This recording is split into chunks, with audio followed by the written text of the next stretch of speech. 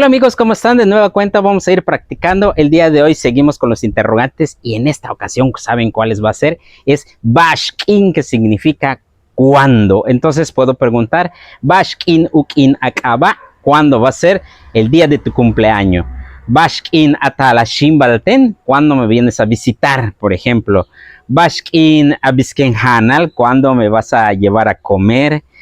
Bashkin Inbinishim Balton y Sukun, cuando vamos a ir a visitar nuestro hermano mayor, y así sucesivamente, amigos. Bashkin, recuerden entonces cuándo. Bien, Bashkin Abinshok, cuándo vas a ir a estudiar. Entonces, pues ahí está, amigos. Entonces, espero que les haya gustado con estos ejercicios tan sencillos en la lengua maya. Y amigos, no se les olvide suscribirse a mi canal de YouTube, así en TikTok. Hola, les envío un enorme saludo. Ya te lo con todas mis fuerzas. Tujel Quinta Hasta pronto.